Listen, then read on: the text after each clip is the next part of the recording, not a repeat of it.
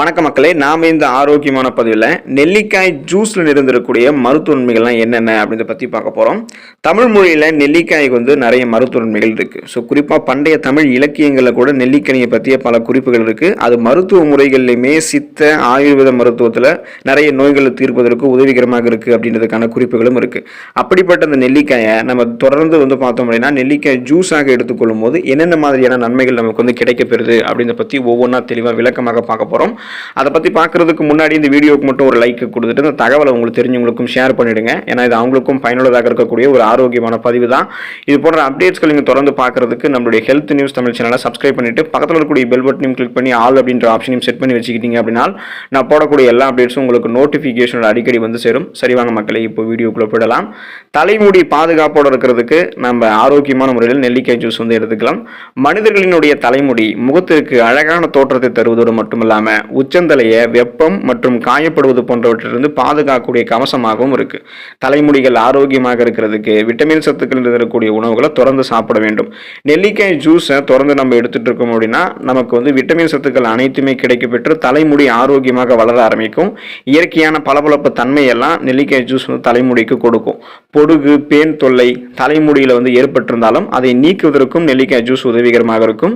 மேலும் தலைமுடி உதிர்ந்த இடத்துல மீண்டும் முடிகளினுடைய வேகமான வளர்ச்சியை நமக்கு பீட்ரூட் ஜூஸ் தூண்ட ஆரம்பிக்கும். மிக இளம் வயதிலேயே இளநரை, பித்தநரை போன்றவையெல்லாம் மிக விரைவில் ஏற்படுவதை முன்னாடி தடுக்கிறதுக்கும் அதை குணப்படுத்திக் கொள்வதற்கும் நமக்கு நெல்லிக்காய் ஜூஸ் உதவிகரமாக இருக்கும். ஸோ ஒட்டுமொத்தமாக எந்த விதமான தலைமுடி சார்ந்த பிரச்சனையும் நமக்கு இல்லாமல் தலைமுடி ஆரோக்கியமாக அடர்த்தியாக கருகருவென்று வளர்வதற்கு நெல்லிக்காய் ஜூஸை நம்ம எடுத்துக்கொள்ளலாம்.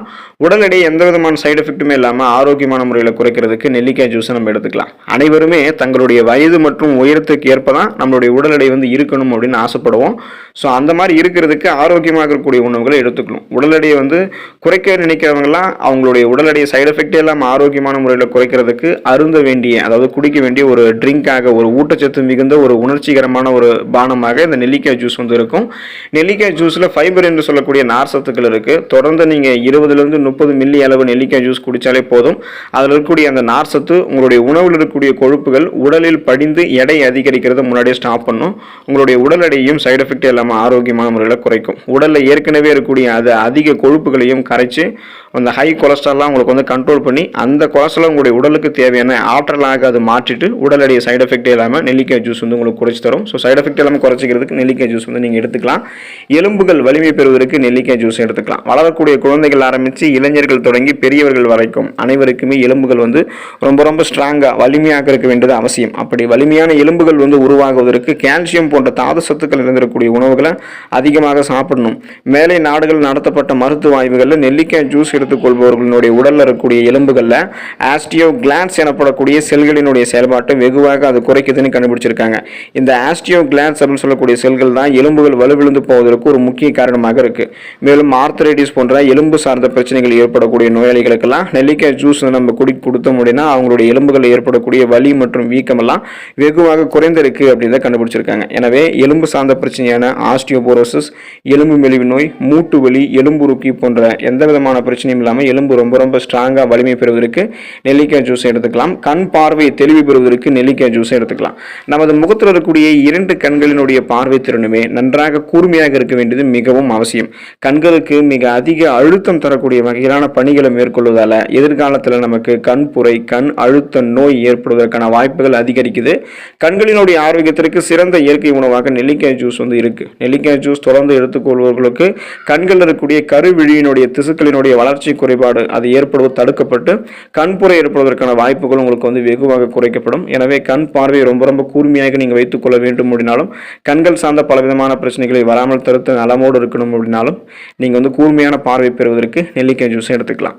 மூளை செயல்திறன் ஆரோக்கியமாக இருக்கிறதுக்கு நெல்லிக்காய் ஜூஸ் எடுத்துக்கலாம். நமது மூளையை சுறுசுறுப்பாக செயல்பட வைக்கிறதுக்கு உடல்ல இருந்து ரத்த ஓட்டம் மூளைக்கு சீரான வேகத்தில் போகிறத நம்ம உறுதிப்படுத்திக்கணும். ரத்த ஓட்டத்தை அதிகரிக்க செய்யக்கூடிய உணவுகளை சாப்பிடும்போது மூளையினுடைய செயல்பாடு வேகம் எடுக்க ஆரம்பிக்கும்.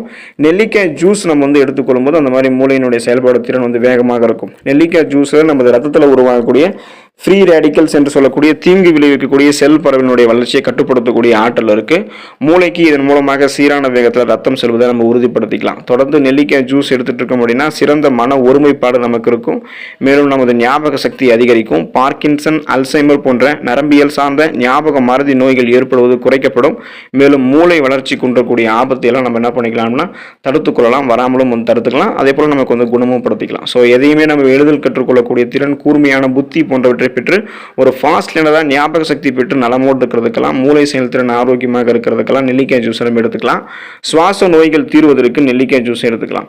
எப்படிப்பட்ட சுவாச கோளாறுகளுக்குமே ஒரு சிறந்த நிவாரணமாக நெல்லிக்காய் ஜூஸ் இருக்கு. நெல்லிக்காய் ஜூஸ்ல விட்டமின் சி எனும் உயிர் சத்துக்கள் அதிகம்.